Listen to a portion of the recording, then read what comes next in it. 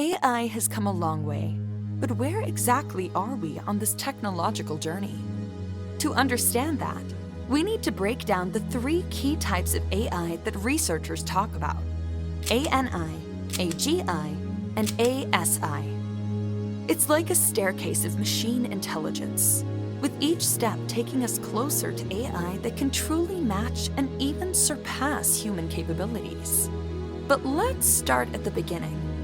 The first rung on our AI ladder is artificial narrow intelligence, or ANI for short. This is the kind of AI we have right now. Machine intelligence that's really good at performing single, specific tasks. It all started in the 90s. The internet was just taking off, cell phones were still the size of bricks, and a computer named Deep Blue was about to make history. Deep Blue faced off against world chess champion Garry Kasparov. The tension was huge as Deep Blue calculated billions of possible moves per second. And then, checkmate. For the first time ever, a computer beat a world champion at chess. This was a huge milestone for narrow AI. Deep Blue was incredibly skilled at chess, but that's all it could do. It couldn't write a poem, or recognize faces, or drive a car. ANI is brilliant in one specific area, but limited everywhere else. Fast forward to today, and narrow AI is all around us. When Siri understands your request to set a timer, that's ANI in action. When Netflix recommends shows you might like, or Facebook recognizes your friends in photos, that's ANI too. These AIs are incredibly sophisticated at their particular jobs, crunching massive amounts of data to make predictions and decisions. But as impressive as modern narrow AI is, it still can't generalize knowledge the way humans can. An AI that's a master at chess can't suddenly decide to learn how to play checkers. It's limited to its specific programming. That brings us to the next level of our AI staircase: Artificial General Intelligence, or AGI. This is the holy grail that AI researchers are striving for, a machine that can think and reason like a human across any task. An AI that you could have a real conversation with, one that could understand context and nuance, crack jokes, and ponder the meaning of life. I see a red apple on a plate in the center of the table, a drying rack with cups and a plate, and you standing nearby with your hand on the table. Great, can I have something to eat? Sure thing.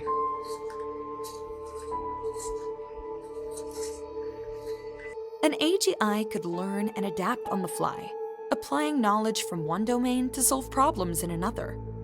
It would be like having a super intelligent human mind, but in digital form. We can see a bit of that in ChatGPT 4.0. Well, in a few minutes, I'm going to be interviewing at OpenAI. Have you heard of them? OpenAI? Huh? Sounds vaguely familiar. Kidding, of course. That's incredible, Rocky. What kind of interview? But it's still not enough to fit into this category. So, despite how far AI has come, we're still a long way from achieving true AGI. The human brain is incredibly complex, with around 86 billion neurons forming trillions of connections. We still don't fully understand how our own minds work, let alone how to recreate that in silicon. Some experts think we could achieve AGI within a few decades. Others believe it could take centuries, if even possible at all. The challenges are enormous. How do you program common sense and intuition? How do you give a machine genuine understanding rather than just the ability to process information? They aren't such simple questions to answer, right? There is progress, though. Machine learning techniques like deep neural networks are getting better at handling complex, abstract tasks. Maybe one day we'll have AIs that can engage in meaningful philosophical debates or make groundbreaking scientific discoveries alongside humans. But wait, we're not done climbing this staircase yet. Past AGI lies the final frontier: Artificial Superintelligence, or ASI. Real artificial intelligence in every way. Let me explain it to you. ASI doesn't just match human intelligence, but far, far exceeds it. We're talking about a machine mind that would be to humans what humans are to ants in terms of cognitive capabilities. This is an unfathomable difference in intelligence, and it's simply mind-blowing when you even try to imagine it. An ASI could potentially solve problems that have challenged humanity for millennia, unravel the mysteries of the universe, solve climate change, or come up with technological innovations beyond our wildest dreams. Of course, ASI is purely theoretical at this point. We have no idea how to create it or what it would really be like.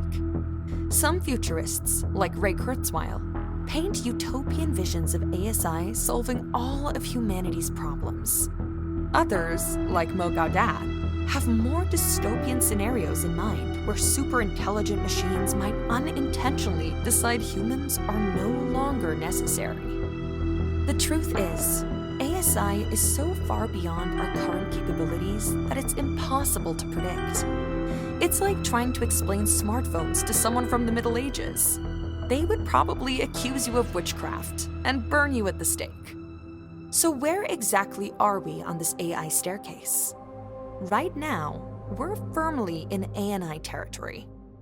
We've got incredibly sophisticated, narrow AI systems that can outperform humans in specific domains. Whether it's playing chess, recognizing speech, or analyzing medical scans, language models like GPT can generate human-like text on almost any topic. Computer vision systems can identify objects and people in images with incredible accuracy. AI-powered robots are becoming more dexterous and adaptable. For example, Atlas from Boston Dynamics, or Tesla's Optimus. But believe it or not, all of these systems are still narrow AI. They're incredibly good at their specific jobs, but they lack true understanding or the ability to generalize knowledge. An AI that's great at natural language processing can't suddenly decide to learn how to drive a car or compose music. And that's the key difference between ANI and AGI. Narrow AI is like having a toolbox full of incredibly specialized tools. Each one is perfect for a specific job, but useless for anything else. AGI would be like having a super skilled handyman who can figure out how to use any tool for any task. And if you're worried about losing your job, you should be afraid of AGI, not the current ANI. So how close are we to having this AGI? Good question. Disappointing answer. We are not sure. Think about all the things that come naturally to humans. Understanding context, using common sense, learning from just a few examples, or applying knowledge from one domain to solve problems in another.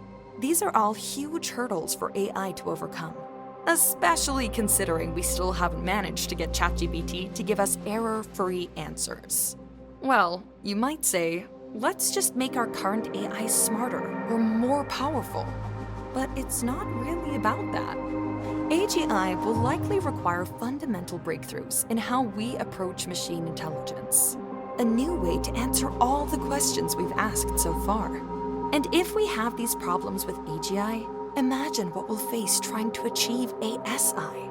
We're so far from achieving it that it's impossible to predict what it would be like or how we'd get there. One of the possible scenarios is that an AGI will self-improve recursively, break free, and run away, and eventually will turn into an ASI.